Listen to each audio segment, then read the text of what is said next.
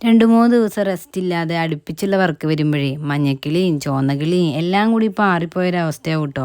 ഒരു കട്ടിൽ കിട്ടിയാൽ കിടന്നാൽ മതി എന്നാവും. അങ്ങനെ എല്ലാ കിളികളും പാറിപ്പോയ അവസ്ഥയിൽ നിൽക്കുമ്പോഴാണ് ഷായിന നമുക്കൊരു പൊതിച്ചോറുണ്ടാക്കി കഴിച്ചാലോന്നൊരു ചോദ്യം വരുന്നത്. കേട്ടപ്പോൾ വായിൽ കപ്പൽ കുടിക്കാനുള്ള വെള്ളം വന്നു വെച്ചാലും പൊന്നു മക്കളെ, പൊതിച്ചോറ് പോയിട്ട് കഞ്ഞി പോലും വെച്ച് കൊടുക്കാൻ പറ്റാത്ത അവസ്ഥയിലാണ് ഞാനിരിക്കണത്.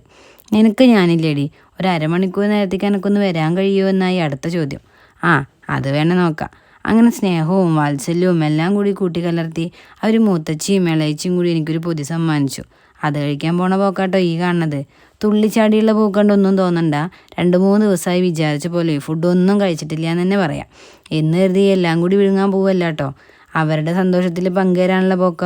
അയ്യോ, എന്തോരം വിഭവങ്ങളല്ലേ. വിഭവങ്ങൾ ഒരുപാടുണ്ടെങ്കിലും എനിക്ക് മാത്രം മുഴുവനും പോണില്ലായിരുന്നു. പപ്പുച്ചേട്ടോയ്, ഇങ്ങക്കല്ലായിരുന്നു പരാതി ഞാൻ ഫുഡ് കണ്ട അവിടെ വീഴാന്ന്. ആ പരാതി പരിഗണിച്ചിട്ടുണ്ട് കേട്ടോ. അങ്ങനെ ആ ഒരു യുദ്ധവും കഴിഞ്ഞ് രോഗിയെ കാണാൻ ഇറങ്ങി. രോഗിയെ കാണാൻ പോകുമ്പോൾ വെറും കൈയോടെ പോണത് ശരിയാണോ? അത് ശരിയല്ല. ഞങ്ങളുടെ എക്സ്പോ ട്രിപ്പ് കഴിഞ്ഞപ്പോൾ തന്നെ 3 വൻമരങ്ങൾ ചെറുതായി ഒന്ന് വീണു കേട്ടോ. അതിൽ ഫസ്റ്റ് മരം ഞാനായിരുന്നു. വാഴത്തണ്ട് വെട്ടിട്ട പോലെയല്ലേ ഒരു ഡേ ഫുള്ളായിട്ട് കിടന്നത്. എന്നാലും കാര്യമായിരുത്, പാവം ക്ഷമിത്താക്ക. ഇനിയിപ്പോൾ ആളൊക്കെ ആവാതെ നെക്സ്റ്റ് പ്ലാൻ ഒന്നും നടക്കില്ല. ഒന്ന് സ്റ്റെപ്പ് പടി വഴുക്കുണ്ടോ നോക്കിയത് അത്രേ. 2 ആഴ്ച റെസ്റ്റ് കൊടുത്തോളാൻ പറഞ്ഞു എന്ന്. ഇങ്ങനൊരു ഗ്യാങ്ങിലെ അപ്രതീക്ഷിതമായി വന്നു പെട്ടതാട്ടോ. ഇനിയിപ്പോൾ ഇവരുടെ കുഞ്ഞു കുഞ്ഞു ആഗ്രഹങ്ങളൊക്കെ സാധിക്കാൻ കൂടെ നിന്നിട്ട് ഞാൻ പിന്മാറും. ചിലർക്കൊക്കെ ഞങ്ങളെ കാണുമ്പോൾ ചെറിയ പുച്ചൊക്കെ വന്നിട്ടുണ്ട്. അത് സ്വാഭാവികം. അയ്യോ, നാളേക്ക് വർക്കുണ്ട്. അപ്പോൾ ബൈ ബൈ.